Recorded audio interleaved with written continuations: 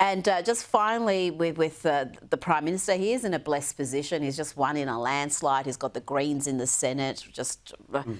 He doesn't even need to deal with the crossbenchers. But, Patrick, the financial issues facing this country are real, and a landslide doesn't change that. No, that's right. Look, energy bills is the obvious place to go on this. Energy bills are going up, cost of living is going up. These are things that Australians have been feeling since 2022, since Albo was first elected. He's not really saying anything that's addressing those issues in a massive way. And I think that's why today's speech was so disappointing. He does have a mandate, really. He has the numbers in the House of Representatives. He can do things. And basically, today's speech suggests that he doesn't really need to do much. He just wants to sort of dabble around the edges. Well, on energy policy, let's check in on how the Albanese government's future Made in Australia plan is going. And Intercontinental Energy, the co-owner of two massive green hydrogen projects in Western Australia, has conceded initial costs for delivering green energy from these facilities is going to be between $8 and $11 a kilogram. Eventually, they hope that it falls to about $4 a kilogram. But according to MST market analyst Sol Kavanagh, hydrogen prices need to be below $2 a kilogram to become close to competitive with other energy sources. $8 to $11 a kilogram equates to over $60 a gigajoule, which no major energy user can afford. Meanwhile, the average cost of natural gas, Patrick, in Australia is just under $12 per gigajoule. This is, again, one of the Prime Minister's, the Labor Party's dreams about green hydrogen. We're going to become this renewable superpower. And the evidence so far is not there. Our prices are going up, and the more we invest in this sector, the more prices increase. Look, countries and energy companies all over the world have looked at green hydrogen. They've tried to make it work. It's simply not viable at the cost that it comes at the moment. The technology doesn't exist. And the fact that green hydrogen is a pillar of our energy future, according to this government, is hilarious. And it's really sad because it doesn't exist yet. No. It's not on the table. It's not an alternative. And it can't be an alternative until the technology exists. Yeah, they're obsessed with green hydrogen, Carlyon, but we've got plenty of gas, coal, uranium, all very reliable sources of energy that we're not properly using. Yeah, and this is just recklessness, Rita, because it's 4 to 5 times the cost of the gas, and they're wanting to call this a plan for the future. Can you imagine a CEO announcing to the shareholders that we're going to invest $8 billion and maybe in 20 years' time we might get a return on investment? It's not an investment, it's ideological indulgence. It is so ideological. They've just completely abandoned reality, and ideology is ruling the day. Now to Channel 10's decision to axe its flagship current affairs program, The Project. It's been on air for 16 years. Our colleague Steve Price is defending the unwatchable Lefty Talk Fest. He has been the sole conservative voice, some would say token conservative voice, on the program, and he writes in the Herald Sun that people dancing on the grave of 10's The Project are ignorant. It means that virtually all live television, bar some AFL panel shows and some comedy programs and the 6 p.m. news, are now run out of Sydney. Melbourne is the big loser today, and the city will never get back what it had ever again. Colleen, I don't think the whole Melbourne-Sydney rivalry comes into this. That's not why people are mocking this program. Yeah, so I have to confess I've never actually watched the Project. 16 years, Colleen. It's been on for 16 years. Yeah, I've never actually watched it for the reasons that you just said. It's a lopsided, not balanced perspective of the day's news.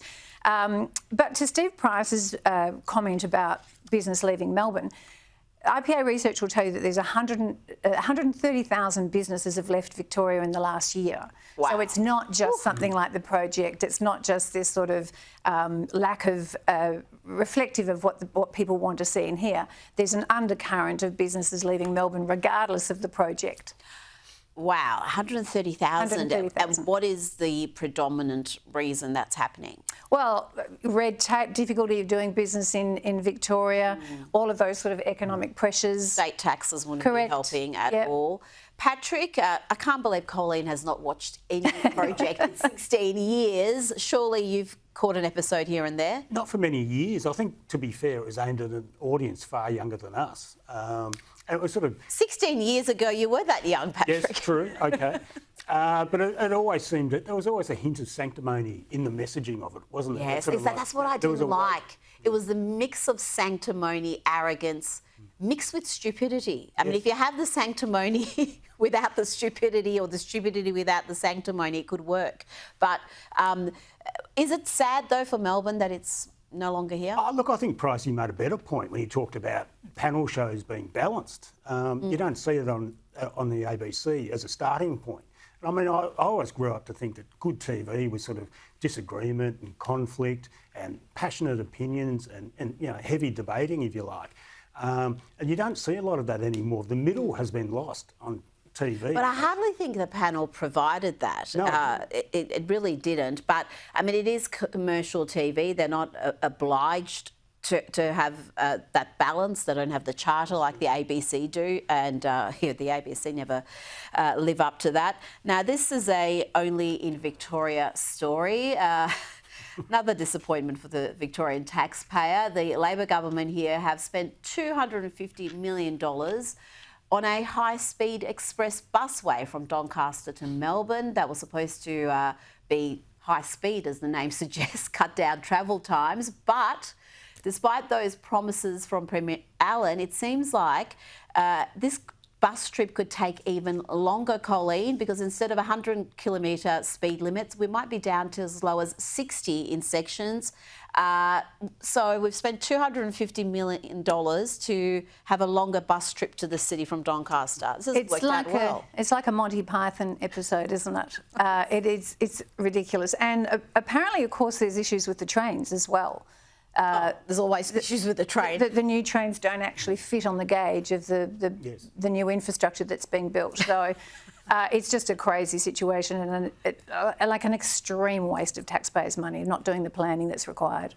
Patrick, the comedic value aside, this is a pretty massive stuff up, $250 million and very questionable value. It's not funny anymore. I mean, the North East Link... It's a little funny. The budgets are blown out. I drive through there going to and from home from time to time. It's just like a bomb site. It's been like that for years. And the idea that all that waiting in traffic jams is going to amount to something that's not even as good as what it was before in this context is so galling. No, it's not funny anymore.